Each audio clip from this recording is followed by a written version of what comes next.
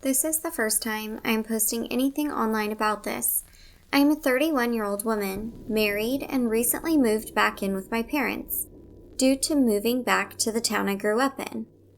My husband and I are taking our time to look for our own place. We really want something nice, and it is usually hard to find. This story takes place in my parents' house, starting back 10 years ago. A description of the house for a bit of context. It's a 2-story brick stone house in city limits, but still surrounded by nothing but woods.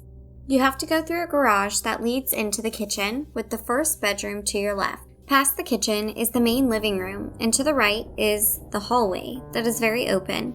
In this area, you'll find the main dining room, second living area, but if you continue straight, you will see the staircase to your left, and even further straight is my parents' bedroom and bathroom. Going up the stairs, you come to the third living area. Yes, this is a huge house, with 2 sets of French doors side by side that lead to the outside balcony. Going straight and a sharp left leads you to the other 3 bedrooms and 2 bathrooms. This is where the story takes place. The first time I stepped foot into this house, I immediately felt off. Like something just wasn't right. I felt a presence, but I didn't know what or who it was. I brushed it off, thinking I was just reading too much into it. And I continued to feel this for the next couple of years, and because of this, I didn't much enjoy visiting them. My parents liked to gamble a lot back then, so they would ask me to babysit my baby brother and sister on the weekends. My boyfriend, now husband, loved them, so he would always babysit with me. The first few times I didn't really pay attention to the feeling I would get because we would be busy playing or eating with the kids. After that, things kind of chilled out and we would end up watching movies until it was time for us to go to bed. Now, my husband is a freak of nature and he falls asleep the second his eyes are closed.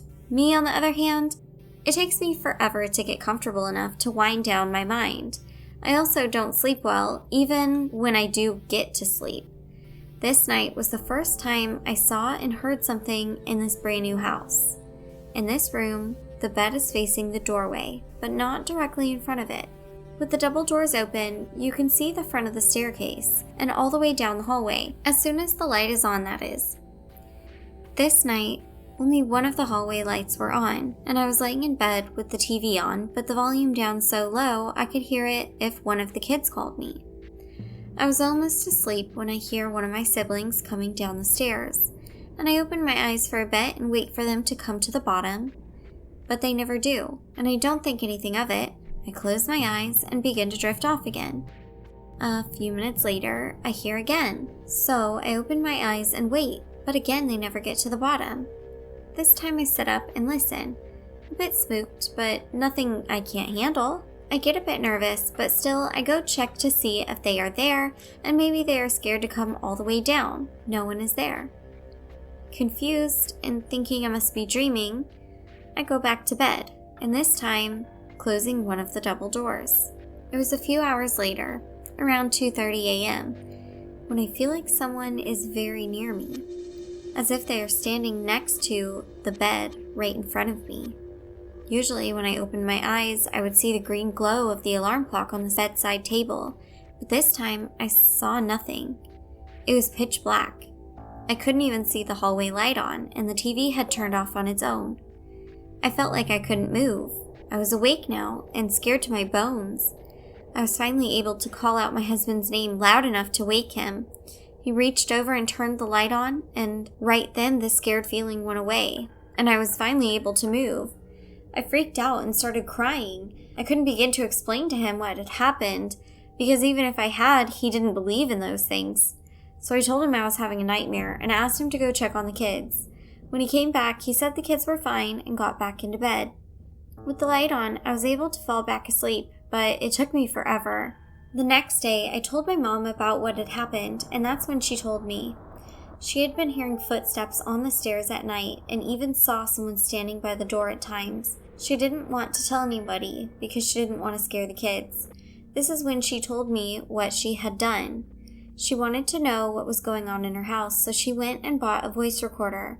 One day, she decided to use it and went upstairs while everyone was gone. She said your typical questions of, who is there? What do you want? And why are you here? And then she said, you have passed away and need to go into your light. You are not welcome here. The next day, she decided to leave the recorder in one of the bedrooms upstairs, and while it was recording for about 4 hours, she was out running errands. I asked if she had checked on it, and to my surprise, she said she was too afraid to listen to it alone. I wanted to listen to it. Off we went to the computer and began listening to it after it was uploaded. During the 4 hours she was gone, you could hear something clicking or tapping, sounds of a drawer opening and closing, but we weren't for sure. And when we listened to the part where she was asking questions, now you could hear a sound that resembled a fan or maybe static throughout the whole thing, so some sounds were indistinguishable. But one sound we did hear chilled us to the core. When she asked, what do you want? It gave an answer. The answer was Jamie, my brother's name. It didn't answer any other questions except for that one. I cried immediately. He wasn't having night terrors for no reason. Something was there for him. We soon asked a friend to cleanse the house, and for a long time everything has been okay. My brother stopped having night terrors. My mom was able to sleep comfortably, and all was good again, until now. I've been living in the house again for a month and a half, and for the last 3 weeks I've been seeing things everywhere, especially when I'm alone. Because of this, I won't stay alone anymore. I get this strong feeling of being watched. I had the feeling of someone pulling on my blanket at night. I think it's time for another cleanse.